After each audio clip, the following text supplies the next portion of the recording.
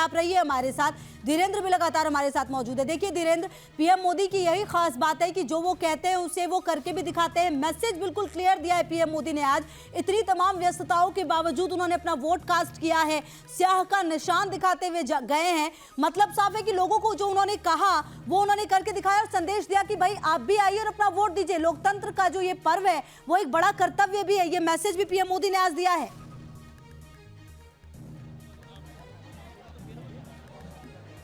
देखिए, पिछले बार आपने देखा होगा फर्स्ट फेज में काफ़ी कम मतदान हुआ और ये काफ़ी परेशानी का बायस है तमाम पार्टियों के लिए। हर एक पार्टी हालांकि ये ब्रेव फ्रंट दिखाने की कोशिश कर रही है कि ये उसके हक में है, उसके हक में, लेकिन ये चिंता की बात है।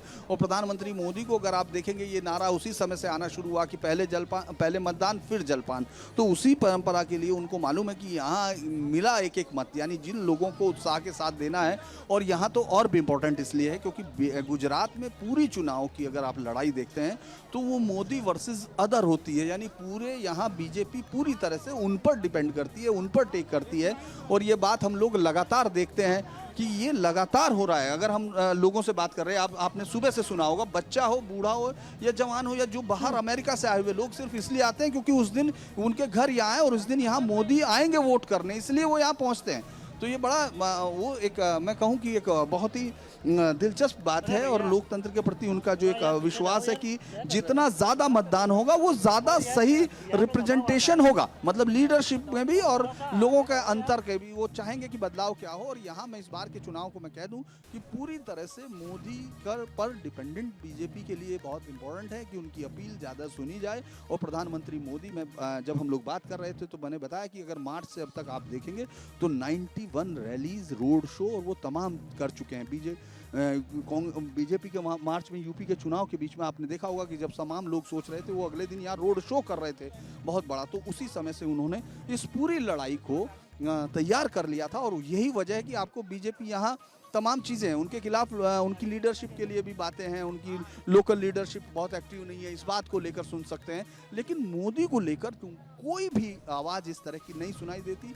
यहाँ तक कि जो लोग बीजेपी से वोट से छिटके हुए होते हैं वो भी लोकसभा का जब चुनाव आता है तो उस तरफ जाते हैं। तो ये एक जो कनेक्ट है, ये कनेक्ट बनाए रखना आसान नहीं होता। और कम से कम लगभग 22 सालों का लगातार अगर हम लोग देखें तो 22 सालों का ये कनेक्ट इस तरह से बना हुआ है कि आप उसमें कोई शिथिलता नहीं देख रहे हैं। आप एक नई पीढ़ी को, यानी हमेशा ये कहा जाता है कि आपकी सप्लाई चेन जब तक बनी रहती है किसी भी सिस्टम में तो वो सर्वाइव करता है। आप ये देखेंगे, ये जो बच्चे हैं, जो छोटे छोटे बच्चे हैं जो झंडा लेकर सामने खड़े हैं, अगर आप देखेंगे तो वो उसी की तरफ इशारा करता है कि प्रधानमंत्री मोदी ने अपने रिश्ते को बरकरार रखा, जो बहुत मुश्किल काम होता है किसी भी राजनेता के साथ। तो उसको उन्होंने बनाए रखा। और ये और उसके पीछे सबसे बड़ा कारण ये है कि वो एक छोटी छोटी चीजों पर गौर करते हैं। उनको मालूम था। बिल्कुल, देखिए यहाँ पर जो लोग पहुंच रहे हैं उनका क्रेज जो है मोदी को लेकर, प्रधानमंत्री को लेकर, वो ऐसे ही नहीं बना है। क्योंकि हमें याद है जब प्रधानमंत्री गुजरात के मुख्यमंत्री हुआ करते थे उस वक्त भी आप देखिए कि क्रेज वही था, विकास किया था और विकास के नाम पर उस वक्त वोट मांगा था। लोगों के मन में वो विश्वास है और इस बार वो नारा भी है बीजेपी का कि भरोसा बनाए रखेंगे। और ऐसे में जनता से अपील यही की है कि आप वोट कीजिए, आपका जो विश्वास है वो हम टूटने नहीं देंगे। फिलहाल इस बीच ये अहम तस्वीरें इस वक्त आप न्यूज नेशन पर देख रहे हैं, एक्सक्लूसिव तस्वीरें हैं मतपेटी के पास। किस तरह से प्रधानमंत्री नरेंद्र मोदी अपनी बारी का इंतजार करते हुए, उनके आगे एक महिला, उस महिला को ये बोलते हुए कि पहले आप वोट कीजिए, उसके बाद मेरी बारी आएगी, तब जाकर मैं वोट करूंगा। फिलहाल आप देखिए उन महिला को किस तरह से आगे बढ़ते हुए आप देख सकते हैं। और फिलहाल वो वोट डाल रही हैं और जैसे ही ये महिला के बाहर आते ही प्रधानमंत्री नरेंद्र मोदी आगे बढ़ते हुए और अपना वोट यहां पर डालते हुए आप देख सकेंगे। प्रधानमंत्री ने महिला को पहले मौका दिया और उसके बाद खुद मतपेटी के पास खड़े हुए इंतजार कर रहे हैं। बिल्कुल, और ये तस्वीरें मैसेज जो है वो देने की कोशिश है। और देखिए यही वजह है कि पीएम मोदी अक्सर अपनी तस्वीरों की वजह से जो हमेशा चर्चा में रहते हैं। और देखिए ये तस्वीर भी अपने आप में काफ़ी कुछ कहती है। पीएम मोदी चाहते तो वोट डालकर निकल सकते थे, लेकिन बिल्कुल आम व्यक्ति की तरह पीएम मोदी ने इंतजार किया अपनी बारी का। उनसे पहले जो महिला थी उनको बिल्कुल मौका दिया, उनको कहा कि पहले आप वोट डालकर आइए।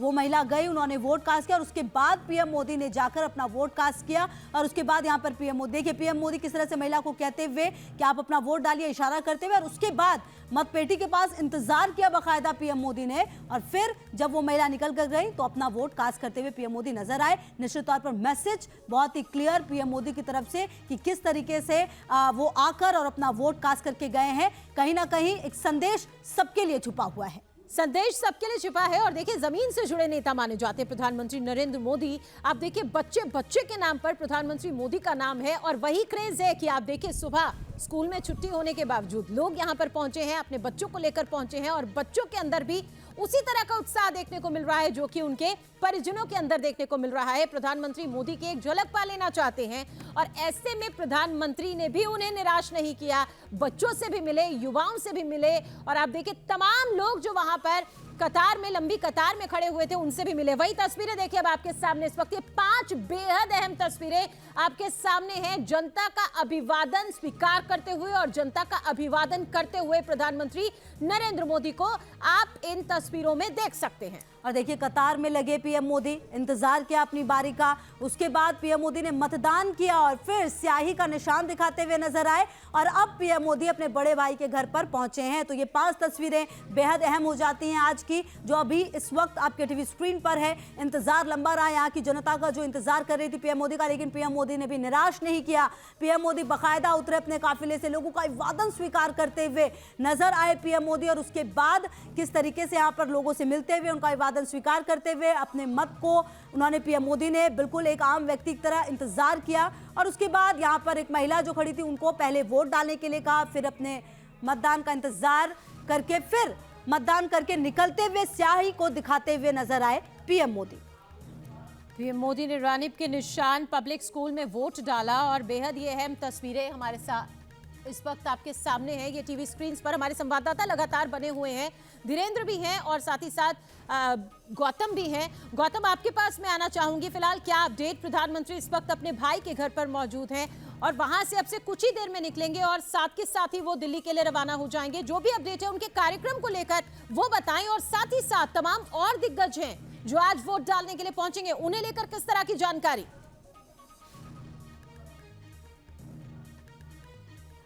देखिए, सबसे पहले मैं प्राइम मिनिस्टर नरेंद्र मोदी को लेकर आपको जानकारी दे दूं तो अभी फिलहाल वो अपने भाई के वहां पर मौजूद है। यहां पर जो एडमिनिस्ट्रेशन है, यहां पर जो सिक्योरिटी में जो जवान तैनात है वो सभी अलर्ट मोड पर है। खासतौर पर अभी पीएम मोदी वहां से निकले नहीं है। दूसरी चीज़ आपको बता दूं कि अहमदाबाद के अंदर सीएम भूपेंद्र पटेल ने अपने मताधिकार का इस्तेमाल कर लिया है। इसके अलावा केंद्रीय गृह मंत्री अमित शाह, जो गांधीनगर लोकसभा से सांसद है, वो 10:30 बजे अपने मताधिकार का इस्तेमाल करने वाले हैं। इसके अलावा हार्दिक पटेल, जिग्नेश मेवानी समेत लोगों ने अपने मताधिकार का इस्तेमाल कर लिया है। आम आदमी पार्टी के नेता ईशुदान गढ़वी तकरीबन 11:15 बजे अपने मताधिकार का इस्तेमाल करेंगे। आज 14 जिले की 93 सीटों पर वोटिंग हो रही है। खासतौर पर पिछली दफा गुजरात में जब पाटीदार आंदोलन और अल्पेश ठाकुर का आंदोलन था, उसके चलते उत्तर गुजरात में भारतीय जनता पार्टी को काफी नुकसान हुआ था, जबकि मध्य गुजरात में अहमदाबाद भी आता है। अहमदाबाद की 21 में से 16 सीटें भारतीय जनता पार्टी के पाले में गई थी और मध्य गुजरात में भारतीय जनता पार्टी को काफी सफलता मिली थी, जिसके चलते ही गुजरात में भाजपा की सरकार बच गई थी। और इस बार दूसरे चरण को लेकर सभी राजनीतिक दलों की नजर जो है वो उत्तर गुजरात और मध्य गुजरात पर थी। खासतौर पर कांग्रेस का फोकस जो है वो उत्तर गुजरात पर ज्यादा था, क्योंकि पिछली दफा उनको ज्यादा सफलता वहां पर मिली थी। इस बार 3 राजनीतिक पार्टियां लड़ रही है चुनाव, और खासतौर पर वोट बंटने की आशंकाएं थी, और आम आदमी पार्टी किसको नुकसान करेगी उसका अंदाजा अभी लगा पाना मुश्किल है। पर खास तौर पर उत्तर गुजरात के जंग को जीतने के लिए कड़ी मशक्कत भाजपा ने की है, क्योंकि प्राइम मिनिस्टर नरेंद्र मोदी मूल रूप से खुद उत्तर गुजरात से आते हैं। केंद्रीय गृह मंत्री अमित शाह खुद उत्तर गुजरात से आते हैं। आनंदी बहन पटेल जो गुजरात की पूर्व मुख्यमंत्री थी, नितिन पटेल जो गुजरात के पूर्व डिप्टी सीएम थे, सभी आला जो दिग्गज नेता थे नरेंद्र मोदी की कैबिनेट में। और जब मोदी यहाँ पर सीएम थे वो सभी लोग उत्तर गुजरात में आते थे। पर 2014 के बाद 2017 में पाटीदार आंदोलन के चलते भाजपा के इस मजबूत गढ़ में यहाँ पर कांग्रेस ने अपनी पकड़ मजबूत बनाई थी। फिर से एक बार अपने गढ़ को मजबूत करने के लिए वहां पर इस बार सभी राजनीतिक दलों ने ठीक है, आप रहिए हमारे साथ लगातार। धीरेन्द्र भी हमारे साथ जुड़े हुए। देखिए धीरेन्द्र, सालों हो गए, लगभग 27 साल का वक्त, और गुजरात में फिर भी पीएम मोदी को लेकर जो क्रेज है, निश्चित तौर पर यही वजह है, जो वो एक छोटी छोटी चीज करते हैं यही वो मैसेज बन जाता है यहाँ की जनता के लिए, और शायद यही वजह है कि ये क्रेज कभी कम नहीं होता। और आज भी जब पीएम मोदी पहुंचे तो कितने सारे लोग सिर्फ पीएम मोदी की झलक पाने के लिए वहां पर मौजूद थे। और अभी भी जब अपने भाई सोमा मोदी से मुलाकात कर रहे तो लोगों की भीड़ वहां पर लगातार है कि कब पीएम मोदी निकले और उनकी एक झलक मिल पाए।